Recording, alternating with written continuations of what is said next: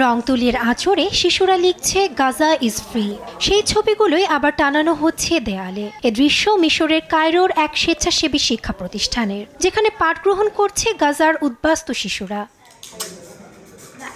Hamas ও ইসরায়েলের চলমান আগ্রাসনে প্রাণ বাঁচাতে মিশরে আশ্রয় নেয় অনেক শিশু, যারা অল্প বয়সে সাক্ষী ভয়ঙ্কর সব নারকীয়তার। এতে তাদের মানসিক স্বাস্থ্যেও প্রভাব পড়েছে। অতীতকে পেছনে ফেলে জীবনে প্রাণশক্তি আনতে কাজ করছে স্বেচ্ছাসেবী সংগঠনটি। বাসায় বসে থাকা খুব বিরক্তিকর। গাজায় বেশিরভাগ সময় কাটে স্কুলে অথবা ক্লাবে। যখন আমি এখানে আসি বুঝতে পারি যে অবশেষে কিছু সময় ভালো কাজে কাটাতে পারবো, সেই সাথে অন্য চিন্তাও ভুলে থাকতে পারবো। এটা আমার মানসিক স্বাস্থ্যের বড় পরিবর্তন এনেছে। এমনকি আমার পরিবারও খেয়াল করেছে এই পরিবর্তন। আমি আমার পুরনো সক্রিয়তায় ফিরে যেতে পারছি। যুদ্ধের পর আমি সম্পূর্ণই পাল্টে গিয়েছিলাম। স্বেচ্ছাসেবী প্রতিষ্ঠানটি এখন পর্যন্ত প্রায় 350 শিশুকে শিক্ষাদান করেছে, যাদের বয়স 6 থেকে 17 বছর। শুধুমাত্র শিক্ষা কার্যক্রমে নয়, গুরুত্ব দেওয়া হয় শিশুদের মানসিক স্বাস্থ্য ও সাংস্কৃতিক কার্যক্রমেও। বিভিন্ন ভাষার পাশাপাশি চলে সহশিক্ষা কার্যক্রম।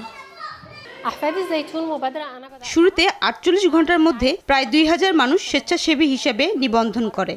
এটি একটি অলাভজনক প্রতিষ্ঠান। এখানে সব স্বেচ্ছাসেবীরা বেতন ছাড়াই কাজ করছেন। শিক্ষক, মানসিক স্বাস্থ্য বিশেষজ্ঞ সহ আরো অনেকেই এখানে কাজ করছেন।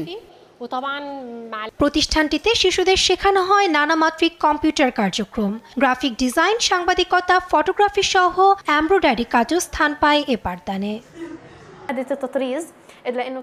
আমি তাদের এমব্রয়ডারি শিখাই, কারণ এটি আমাদের ঐতিহ্যের অংশ। এই পেশাটি হারিয়ে যাচ্ছে। শিশুদের হৃদয়ে সুতার কাজগুলি গেঁথে দিতে হবে। আমরা যত দূরেই যাই না কেন, আমাদের মাতৃভূমি থেকে যত দূরে থাকি না কেন, এই ঐতিহ্য আমাদের পরিচয় তুলে ধরে। মে মাস থেকে এই কার্যক্রম শুরু করে প্রতিষ্ঠানটি। আসবাবপত্র থেকে শুরু করে প্রয়োজনীয় অনেক জিনিসই দান করে মিশরের বাসিন্দারা, যা দিয়ে চলছে এ পাঠদান। গাজায় ইসরায়েলি আগ্রাসনের ফলে এখন পর্যন্ত 1 লাখ মানুষ আশ্রয় নেয় মিশরে। নাসরিন আক্তার, নিউজ ডেস্ক, দেশ টিভি।